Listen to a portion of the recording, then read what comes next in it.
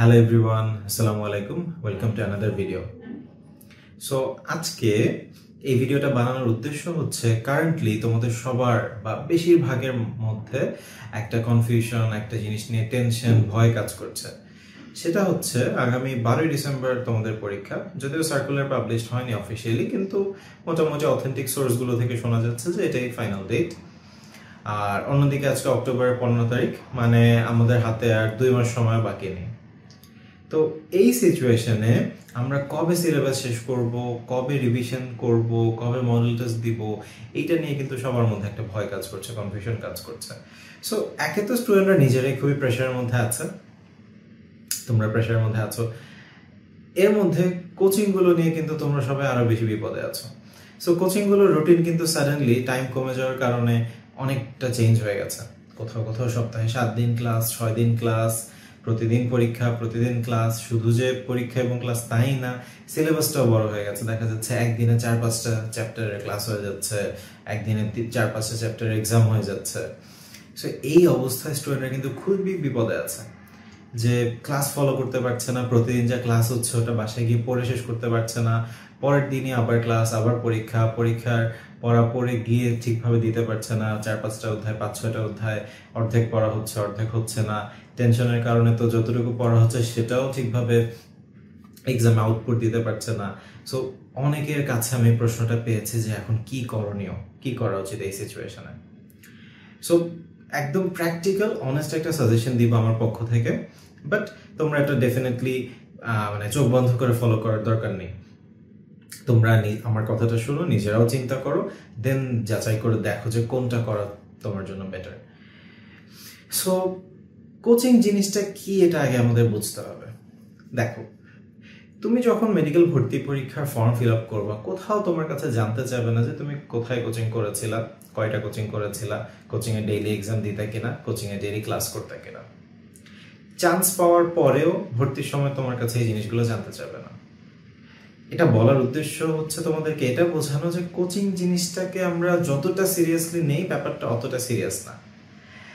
Coaching আসলে কি, এটা আমাদের পড়ালেখাকে হেল্প করে, ঠিক আছে?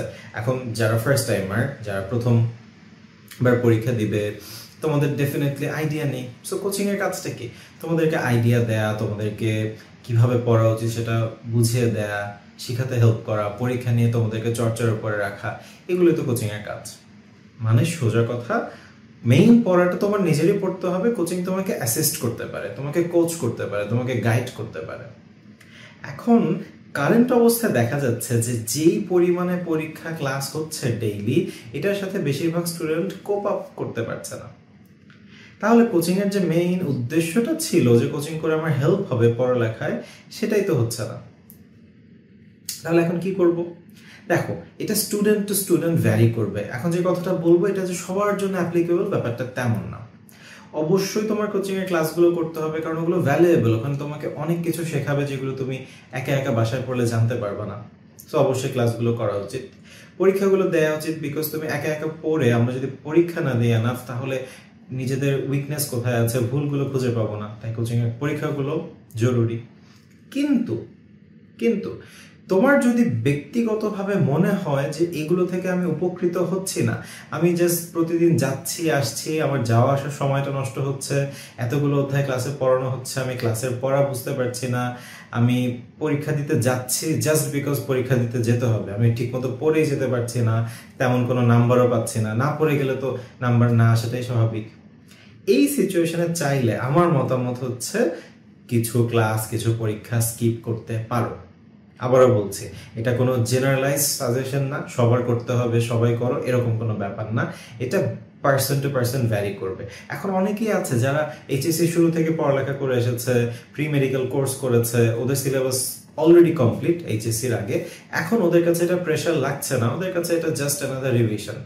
তারা তো অবশ্যই পরীক্ষা দিবা, ক্লাস করবা রেগুলার যতটা সম্ভব। সো তাদের হিসাব আলাদা। যারা পারছি না কোপ আপ করতে, তাদের জন্য সাজেশন হচ্ছে, আবারও তাদের সবার জন্যও না, তাদের মধ্যে কেউ কেউ যদি তোমাদের নিজের মনে হয় যে না ঠিক আছে, কোচিং একটু প্রেশার হলেও কোচিং এর সাথে আগানোটাই আমার জন্য ভালো হচ্ছে, তাহলে অবশ্যই সেটা করবা। বাট কারো যদি মনে হয় যে না, কোচিং এর সাথে আমি পেরে উঠছি না, আমার কোনো উপকার হচ্ছে না, তাহলে সত্যি আসলে লাভটা কি? প্রত্যেকটা ক্লাস স্কিপ করতে হবে, প্রত্যেকটা এক্সাম স্কিপ করতে হবে ব্যাপারটা এমন না, বাট যেই জায়গাগুলো রুটিনটা দেখো, যেই তোমার যদি মনে হয় যে না আমি একটা দুইটা ক্লাস বা এক্সাম স্কিপ করে করে যদি দেই তাহলে বাকি জিনিসগুলো পড়তে পারবো, তাহলে সেটাই করো। আসলে মানে পরিস্থিতি এবং নিজের সিচুয়েশন, নিজের ক্যাপাবিলিটি এগুলো যাচাই করে বা এগুলোর উপর বেস করে একটা সিদ্ধান্ত নাও। কোচিংয়ের পরীক্ষা দিতেই হবে এমন কোনো কথা নেই, দিলে খুবই ভালো, বাট আসলে তোমার কি দরকার? আসলে তোমার দরকার পড়া। এখন কোচিংয়ের পরীক্ষা এবং ক্লাসের জন্য নিজের পড়া কমপ্লিট হচ্ছে না, আমার চ্যাপ্টারের পর চ্যাপ্টার বাকি থেকে যাচ্ছে, তাহলে লাভটা কি? এইসব ক্ষেত্রে আমার সাজেশন, তোমরা নিজেদের মতো করে একটা লিস্ট করো যে আমার কি কি অধ্যায় বাকি আছে। আমার মিনিমাম তো 15-20 দিন রিভিশন দিতেই হবে, আরো বেশি দিতে পারলে ভালো। এই বছর সময় এত কম যে এর থেকে বেশি দেওয়াটা আমার মনে হয় না যে খুব একটা সম্ভব হবে সবার পক্ষে। সো মিনিমাম 15-20 দিন রিভিশন দিতে হলে আমার কবের মধ্যে সিলেবাস শেষ করতে হবে? ওই দিনের মধ্যে সিলেবাস শেষ করার জন্য আমার ডেইলি কয়টা করে অধ্যায় কিভাবে পড়তে হবে, তোমরা নিজেদের সিলেবাসটা বা নিজেদের রুটিনটা নিজেদের মতো করে সাজাও। সাজানোর পরে কোচিংয়ের পাশাপাশি যদি এটা করা সম্ভব হয় করো, যদি মনে হয় যে না সম্ভব না কোচিংয়ের সাথে এটা করা, দরকার হলে নিজে বাসায় বসে ভালো করে পড়ো। অনলাইনে অনেক অনেক অনেক অনেক ফ্রি ক্লাস অ্যাভেলেবল, সেগুলো করতে পারো। আমার মনে হয় না যে খুব একটা ক্ষতি হবে। কিন্তু নিজের পড়ার ক্ষতি করে জোর করে কোচিংয়ের ক্লাস পরীক্ষা দিয়ে কিন্তু লাস্টে কোনো রেজাল্ট পাবো না। কারণ কোচিংটা কিন্তু মেইন না, তোমার মেইন হচ্ছে পড়াটা এবং সেই পড়াটা পরীক্ষায় আউটপুট দিয়ে চান্স পাওয়াটা। এখন কোচিং সেখানে হেল্প করে ইউজুয়ালি, কিন্তু কারো কারোর জন্য যদি হেল্পফুল না হয় তাহলে না করাটাই ভালো। সো আবারও লাস্টে আমি ব্যাপারটা ক্ল্যারিফাই করি, আমি কাউকে এখানে কোচিংয়ে ক্লাস করতে পরীক্ষা দিতে নিষেধ করছি না। জিনিসটা দরকার, তোমরা দিচ্ছ, আমি দিয়েছি, সবাই দেয়, এটা খুবই স্বাভাবিক ব্যাপার। জাস্ট যাদের সমস্যা আছে তাদের জন্য এই জিনিসটা ট্রাই করা যেতে পারে। ট্রাই বলতে এটা করতে পারলেই ভালো, ঠিক আছে? নিজের প্রয়োজন অনুযায়ী কোচিংয়ের প্ল্যানটাকে একটু শাফল করা, একটু মডিফাই করা, অথবা চাইলে কিছু ক্লাস স্কিপ দেওয়া, এটা করাটাই ভালো। তারপরেও যেটা বললাম যে তোমার ব্যক্তিগত অবস্থা, ক্যাপাবিলিটি সবকিছু নিয়ে যাচাই করে দেখো।